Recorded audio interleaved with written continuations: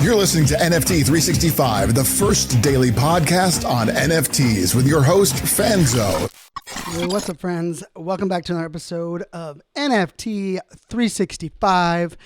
And I will tell you, I've been getting some amazing feedback. Of course, some of it had to do when we were at VCon, getting to meet so many of you amazing friends and listeners at the event. So many people running up to us and just sharing, your journey through NFT 365. And I hope, for those that haven't been able to meet up in person, we're going to be at NFT NYC here in the middle of June. We're also going to put up on our website a full calendar of what our travel plans are. Mine from speaking as a keynote speaker.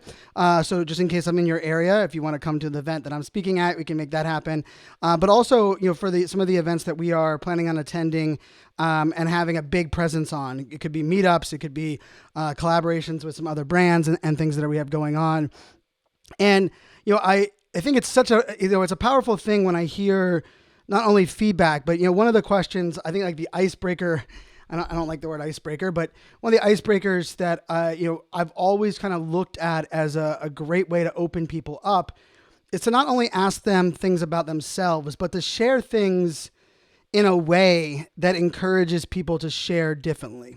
What I mean by that is rather than asking someone, how are you doing today? Or what are your thoughts on the event?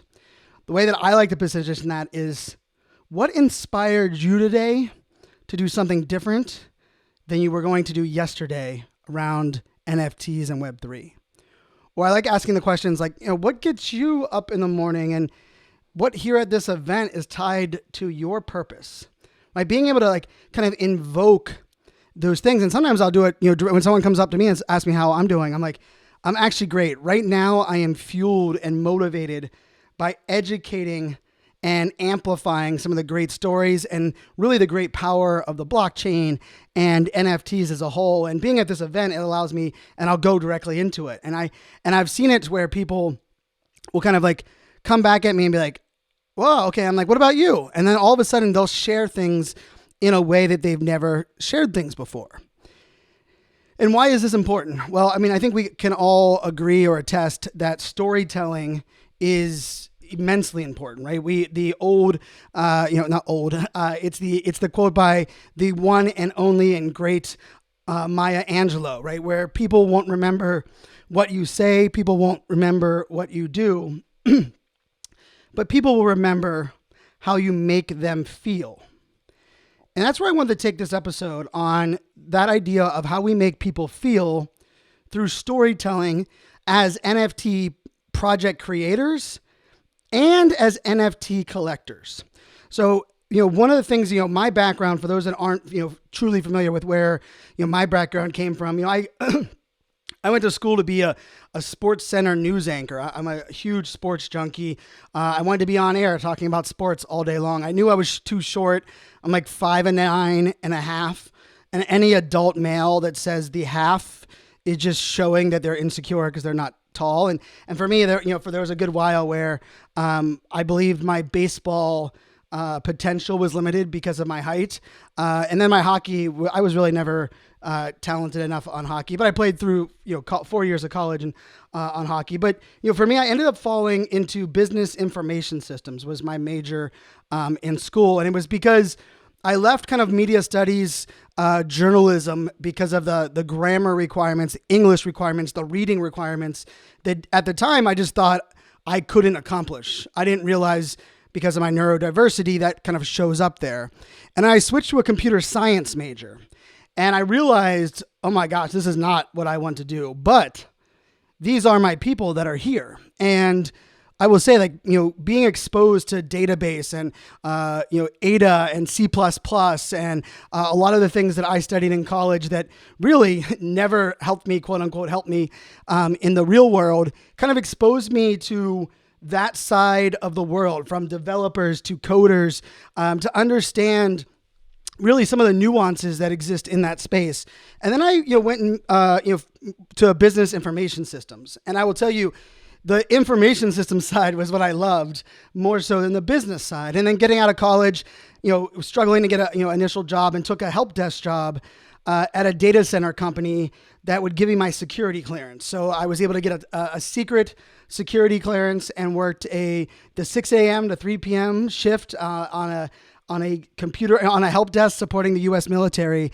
And, as the story goes, about 6 months into that job, I happened to raise my hand when someone said, came in that morning, our boss came in and said, who here can leave for Korea tomorrow to teach our class on Monday? And I happened to have my hand up first. And he asked me, shout out to Joel. I think Joel might actually be one of our listeners as well. Joel was my first boss. And he's like, Brian, have you been to Korea before? I was like, no. He's like, do you have a passport? I was like, no, but I've been to the Caribbean. I've been on a cruise ship. And he's like, well, we're gonna have to get you a same day passport, and we're gonna have to get you set up. And I will tell you, I went there on that trip mainly because I wanted to go to Korea, and I was like, okay, I wanted to travel. I thought the idea of traveling for a living would be amazing. And I'll tell you, the craziest part is that trip till COVID started a wild ride for me. So 2004, all the way until 2020, 16 years, I traveled 35 plus weeks a year from that day on, from the day I raised my hand. Right. And I didn't realize it at, 23 years old. I think I was at the time, that raising my hand to say, yeah, I can go to Korea. Now, I wasn't prepared to teach that course. I remember studying and really working hard on that 13-hour plane ride from Atlanta to Seoul, Korea. And then I had to figure out how to get on a high-speed train for the first time. And I took a 2.5-hour high-speed train south to Daegu. And I remember, for me, I never once wavered in my ability to deliver that material or that content, because in the craziest way, I knew I was a great storyteller. I knew, and the reason I knew that is growing up, my dad, who is the greatest storyteller I've ever met, who can paint a picture and tell a story with strangers in ways that I've never imagined. But I've known for many years that, like, part of my strength, and sometimes it was getting out of trouble. If I had gotten in trouble and other friends had gotten in trouble, my ability to tell the story from my point of view, or to relate my story to who was listening, would oftentimes get me out of trouble. And people would be like, oh, why did he get special treatment and not me? And I'll just say, like, that aspect of storytelling, it got me, out of trouble when I was young. It allowed me to embrace, change, bet on myself. Right? I really, if I look at my career path, betting on myself is really probably the only constant, right? I've had such a crazy career, from a top secret SCI with poly, security clearance at the U.S. government and cybersecurity, to a technology evangelist at a data center company, to getting awarded the top 25 social business influencers of the future by The Economist, to kind of growing an agency and then deciding I didn't want to do agency style work, to then, the last 7 years being a full-time, keynote speaker and podcaster and content creator and influencer, and been able to work on, with amazing brands and speak in front of 20,000, 30,000 people on stages. And the interesting part about that for me is that I think the reason that I know the reason I love storytelling is that every time you tell a story, every single time you tell a story, it could be the same exact story. We all have an uncle or a dad or a brother or a sister or mom that tell the same story over and over again. But that story is never once the same, right? Because the variables in the room are changed. Who they're talking to has changed. Who they are as a person. As they get older, there's certain parts of a story that matter more, or they remember more, or they matter more to them in that story. Now, you might be wondering, what does this all have to do with this NFT space in this world we're in today? There's a lot of conversation. Being at VCon, Gary Vee talked, at the opening session. He said he's been getting a lot of hate by his comment that he said that he believed 99% of all NFT projects would fail. Now, I didn't like the comment when I first heard it, but I've known for a long while that if you take what Gary Vaynerchuk says without context, you will end up doing things that don't make any sense, and you'll end up misreading where Gary was intending. And I think, the part of this that's important is like, hey, be careful.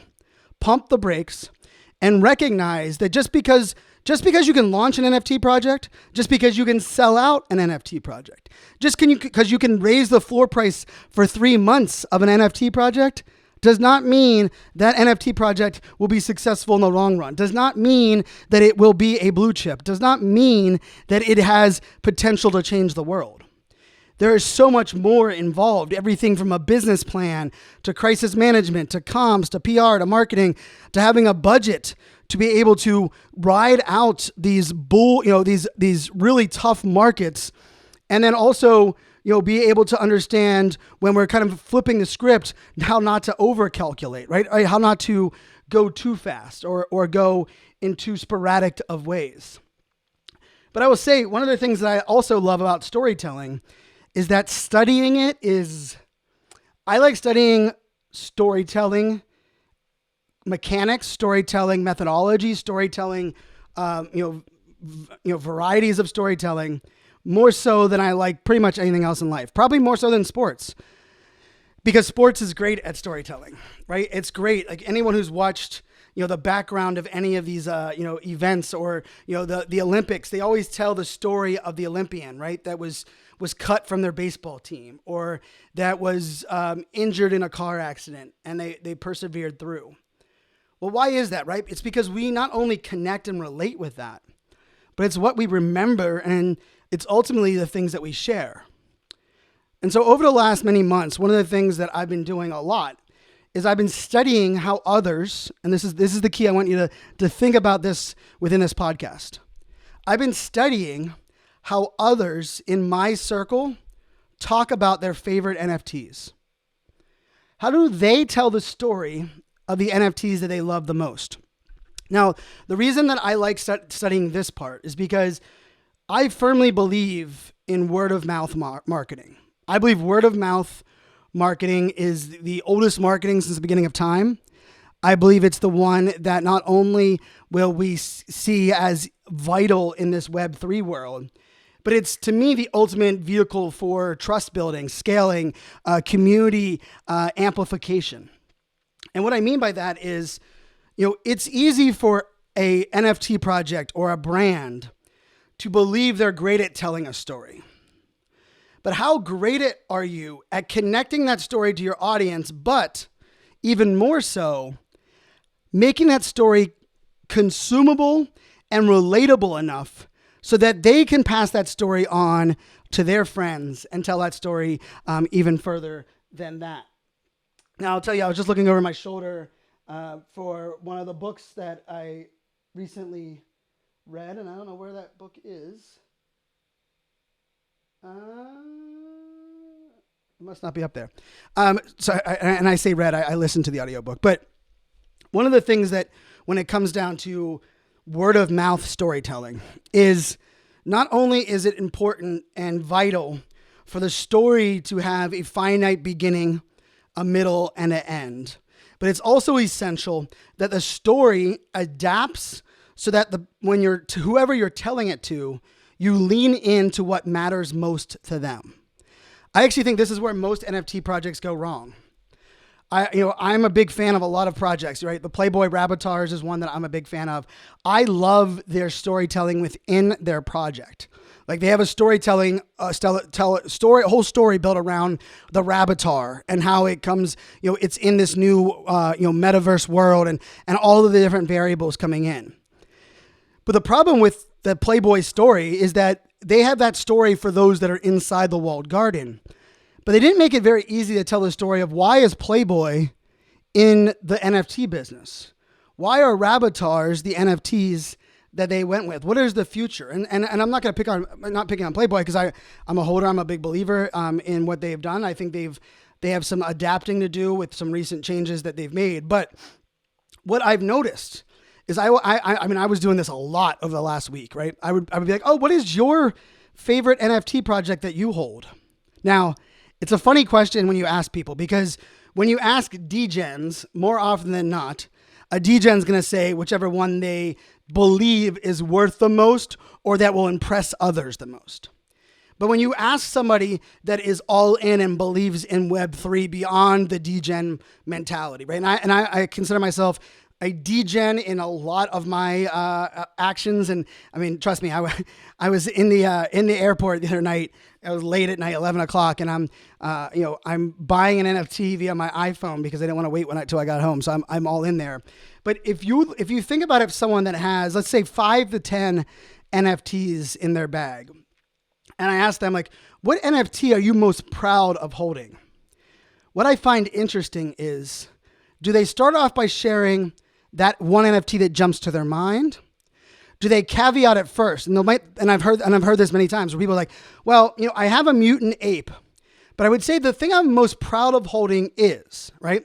Now, when I listen to that as someone that loves the storytelling art, the reason that they're saying that, hey, I have a mutant, is it's to validate or to confirm, like, hey, I'm no pushover, or I have a very expensive NFT, but the one I'm going to tell you about might not impress you from a floor price, but it's going to be the one that I love the most. Now, the reason that I think this is such an important aspect of the NFT success metrics is that it is not only vital for us as holders of NFTs, right? If we are the owners, I believe we have to take on ownership responsibility, right? We should own the marketing and sales. We should own the word of mouth, right? We should be telling our friends, our family. We should be sharing. If you are a content creator, it could be a blog post, an email newsletter.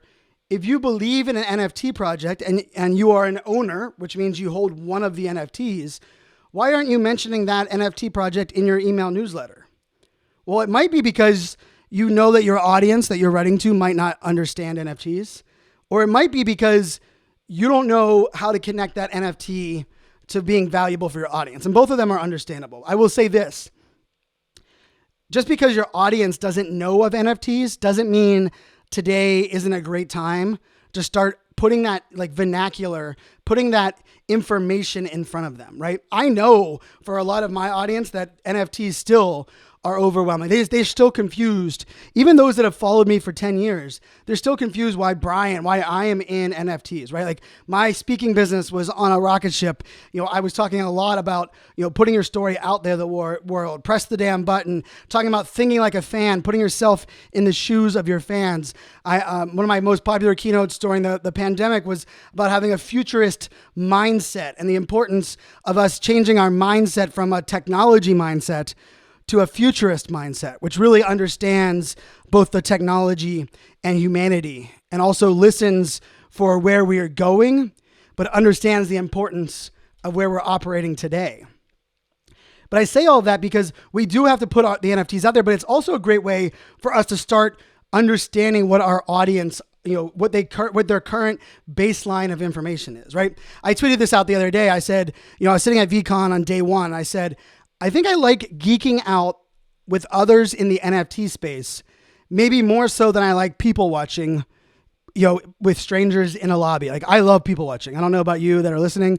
Like, when I go to the airport, you'll always see me in the chairs that are facing outward because I'm just so entertained by the human psychology, just the human dynamic. I love looking at what people are wearing, understanding body language. Wow, they're holding hands. Wow, they're not holding hands. I wonder if they're married. I wonder if they just met. I wonder if they're having an affair. I wonder where they're going. I love that component of life. I just love, people watching as a whole. But part of the reason I loved geeking out about NFTs on that day was that each person I asked the questions about, what are you most proud of in your NFT bag? Everyone came at it for such an interesting and dynamic or different or unique approach. And then I also mentioned things about VFriends, right? And I said, why are you in VFriends? What about VFriends do you love the most? And I will tell you, Gary has a massive advantage, right? Because a lot of people would say things like, I'm just here, I'm supporting Gary and anything Gary's doing. And just the fact that I could be along on this journey and I could have a piece of his success and attend 3 of his events, I'm all in. Of course, not all projects have that. And so I like to double down, oh, are you active in the Discord? And most of the time people are like, no, that Discord's a little overwhelming to me. Or they would say what I hear a lot, where I don't like Discord. I hate Discord. And so one of the things that I started to break down and better understand is the reason that we often default to a project that we might say is our favorite or the one we love the most is it's more often than not the one we can tell the story of most, because we know that if we just say that we like this, a certain NFT, and we don't have a story for why, it's gonna fall on deaf ears. It's not gonna connect. People are gonna be like, wait, really? That's why you do that? Or we might get a question back and says, okay, it's great. Like, you have access to that person, and I know why you bought that NFT, but like, why is it worth $1,400? And so I find it really interesting, because here's the problem. I believe for many of us, there are a lot of NFTs that we hold that we don't even know why we hold them. Or maybe we know why we bought them, but we don't know how to tell the story of the NFT project so others understand why we bought them and maybe why it should be good for them. So here's what I'm going to kind of put out there. When we think about, telling a great story, I believe it starts really with relatability in the audience, right? So if I'm telling the podcast audience a story, I know that most of you know that I've been doing this podcast every single day since November 11th. I know most of you know that I'm a girl dad of 3 little girls. I know most of you know I'm a proud Pittsburgh Steeler, Pittsburgh sports fan, born and raised in Pittsburgh. I know most of you know that I have ADHD and I identify as neurodiverse with dyslexia. I know most of you know that I am a keynote speaker. And the reason I put that all out there is because when you have a baseline of understanding of who you're talking to, you can now build on whatever story you want to share on top of that baseline. The problem is if you don't have a baseline, right? And that happens to me a lot. I think it's actually why public speaking scares so many people, right? People are scared about being judged and not knowing what's being said as a speaker. But we're often also scared because we don't know, like, what does the audience know? Are there people in their audience that are smarter than us? More often than not, yes. Is the audience going to judge me on what I say? More often than not, yes. Is the audience going to pick apart little things that I say because they want to validate themselves? More often than not, yes. But that aspect of like not knowing a baseline when you're telling a story can be a little bit scary. And so where I wanted to kind of want us all to kind of look at this is when you're buying an NFT, not only is it vital to say like, okay, I love this utility. I love this. I appreciate their roadmap. I trust their founder. But one of the criteria that we should be evaluating this on as well is I'm confident I can tell the story of this NFT project in a way that relates with my audience. Why is that important? Because let's face it, the beauty of this NFT space is that there are 10,000 individual owners and there's not just one way to do anything.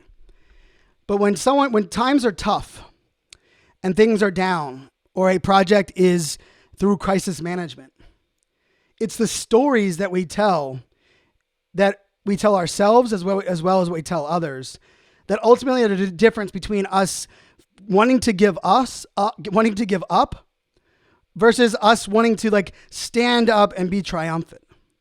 And I will tell you, the part of this that really matters the most to me, or I'd say really connected really well for me, was that at these last 2 events, and Drew highlighted this, we had people running up to us and be like, Brian, hey, I love your podcast. I love what you're doing. I'm the founder of Witchy GF. I'm the founder of whatever this may be. And if their project was in our bag for Mint 365, here's the funny part. Not only did I know their project, not only did I know the month that they minted, but I knew what their story was about their project. I couldn't often tell you the utility. I couldn't tell you the roadmap. I probably couldn't even tell you the name of the founder. But the projects that we've been minting and including in our Mint 365 project, right? Buying an NFT every single day for a year, the story of them have stuck with me. So as crazy as it sounds, I bought an NFT for 190 plus days in a row.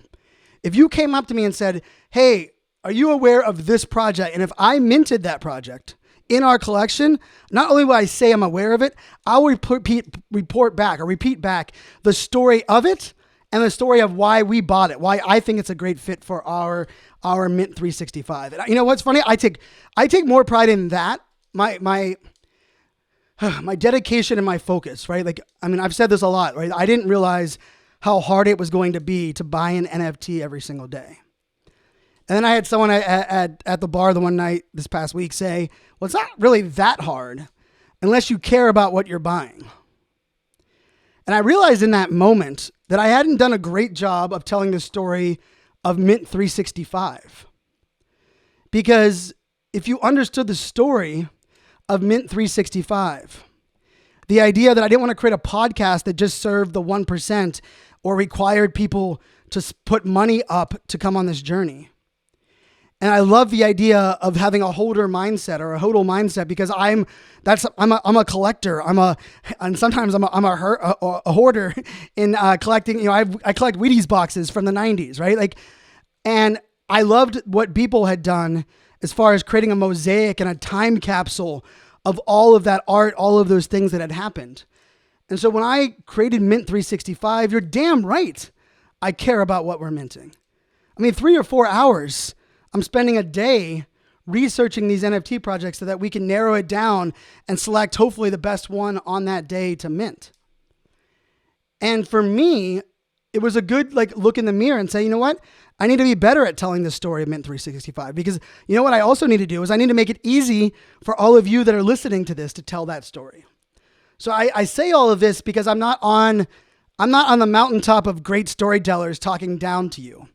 I actually think the beauty of the other aspect of storytelling that's most beautiful is that you can never get it 100% right or perfect because the best time you tell the story, the next time you tell it, you still have to go back to the drawing board because the variables have changed.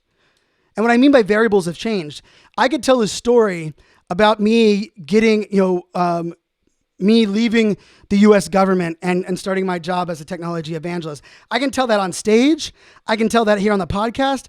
I can tell that at a dinner with friends. And I can guarantee you the things that I use within that story to relate and be memorable within the story are different on all 3 times.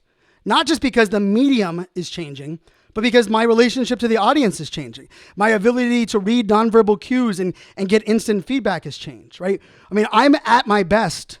I tell the greatest stories, I believe, myself when I am standing around others and we're maybe talking in a big circle of people, or maybe we're doing it within a mastermind group where it's a small, intimate setting. Because I think one of my strongest skill sets is reading people's body language, understanding how to create a baseline of understanding of what people or how they're feeling, and then judging how they react from that. Based on what I say, right? Based on what I say, how they react, I'm now able to tell if I need to adapt my story, change things, where these things go. Now, with all that being said, I'm going to give you a little trick. I'm going to give you a little tip here at the end as we close this out. Most people will say, Brian, I don't know how you do it. You get on Twitter Spaces, tell people they can ask you questions. Someone asks you a question, and you immediately jump into a story. You have those stories, you practice those stories, you have all those stories ready. I'm going to give you my secret on that part. As a keynote speaker, I usually incorporate, if I have a 45-minute presentation, which is what most often or not I have as a presentation, what I try to include 3 stories in that 45 minutes. Now, the beauty of these 3 stories is that they are going to be building on the data that I'm also sharing and the things that I want to make sure people walk away with. But for each one of those stories, I have a different length of the story depending on when I'm sharing it and what the body language of the audience is actually telling me. Now, this isn't for you to be a keynote speaker, but this is for you to be a better storyteller or improve your storytelling techniques in everything you do every day. And I believe being a great storyteller makes you a better spouse, makes you a better parent, makes you a better son or daughter or sibling, because so much is often lost in the lack of context or the lack of story when we're delivering either good news, bad news, or we're sharing something that we want people to listen to, right? I think in many cases, the reason people aren't listening is not because they don't care about you, but it's because you're not connecting that story to them. And so here's the secret. For every single story that I prepare to tell online, first I practice it, of course, on live video or on Twitter Spaces. But here's what I do. Every story has a 5-minute version, a 3-minute version, and a 1-minute version. Now, I know what you're saying. Brian, there's no way any story you have has a 1-minute version. Well, there is. And I wouldn't say it's 1 minute as a 60-second, but it's a get to the point story. And the reason I think these are so important is when you practice telling stories at these increments, you are able to adapt within your answering of questions to pull which one of those stories is right at the right time, right? If I'm hosting a Twitter space and someone asks a question, I almost always go to the 5-minute story, right? Because I have the microphone, I created the room, and I want to be able to add all of the context to the story. But if I'm getting pulled up on stage on Twitter Spaces, or someone's bringing me into a networking circle and hey, Brian, tell everybody about what you're doing with NFT 365 and Mint 365. The story I'm going to go there is that middle story, that 3-minute story at that point, right? Because I'm not going to give all the context, because if they need all that context in that arena, they have the ability to ask me questions. But I'm also not going to do the 1-minute one, because I want to make sure that people get the value and like this passion that I'm working on. And then oftentimes the 1-minute story comes in when I understand that I don't really understand the audience, but I'm going to test something, right? So I will mention something in passing, or I will give the 1-minute version of it. And if I see or I hear that person all of a sudden connected with that 1-minute story, well, now I can add the 5-minute story as a follow-up to when they're asking questions or that they're relating. So this is something and it takes practice. And it's not just about, you don't have to wait till you get on a stage, but like, think about one of the stories that you tell, right? And it could be the story of why you bought your last NFT. It could be the story of why you bought your first NFT. It could be the story of the worst NFT experience you've ever had. The next time someone asks you about that, think about it. Am I going to tell the long story, the medium story, or the short story? And think about what are the things that are essentially included in that medium story and that short story, right? What are those key points? Because I believe great NFT projects as we move forward are going to get better and not only telling their story, but on helping you, the NFT owner, tell the story of the NFTs that you hold. You'll notice the projects that I mention all the time on this podcast. Yes, they might be some of my favorite people, but they're also ones that I can tell the story of so easily. From Meta Whips to Playboy Rabbitars to Crypto Dads to Lazy Lions to, we could go Crypto Chicks to Women in Weapons. I can tell the story of that project, of that founder, of that artist. I can tell the story of when I minted it and how I got involved and what was the first time I was exposed to that. I bet you, if you were honest about what right now, if you looked and said, what is your favorite NFT that you currently hold?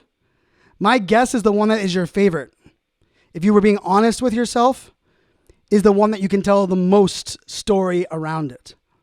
And to me, that's where the magic lies. That's where we have yet to really expand upon. And hopefully in the very near future, I'm going to put into practice for all of you here so that we can all embrace and become superpowered in everything that we're doing and recognize that we all have a superpower within. Until tomorrow, my friends. Oh, actually not until tomorrow, my friends. I got to drop a pop for you. I almost forgot the pop again. And my poor buddy, our head of design and production, he would have really been, because I was supposed to drop this the other day. So for those that have been hanging around, I apologize it's taken so long. Today's pop, proof of podcast, is beat. Like to the beat, matching to the beat, BEAT. So jump over to NFT365podcast.com/pop and you can fill that in. And remember, if you get 4 of them right for the month, this is our 3rd for this month, you will become a pop star and you will get an NFT airdropped to you via Rally. And then if you hold 2 of them, we have some really cool things coming to you very, very, very soon. And I will also just leave you with a little bit of alpha. This is an important week for announcements. And just to let you know, couple of the announcements coming this week will only be shared on the podcast in audio form. Will not be shared in the Discord, will not be shared anywhere else. And the last thing I want to share is I'm excited tomorrow. We'll be announcing that we have a SMS, a text message system that you can sign up for, so you can be aware of some of our announcements, some of the things that we have coming along. We're going to allow you to pick and choose how many messages you want a week. If you just want like, hey, I only want the most important messages, you can sign up for that. If you're like, hey, I only want to hear about the podcast, you can sign up for that. Or you can say, hey, I want to hear about the ADHD coin, the podcast, the Discord. You can sign up for those type of messages as well. So many great things happening this week. But yes, audio first format is what matters to me. And I'll be dropping some amazing alpha, some tips, some tricks, and some information here for you that are listeners. But until tomorrow, my friends, make it a great day. Cheers.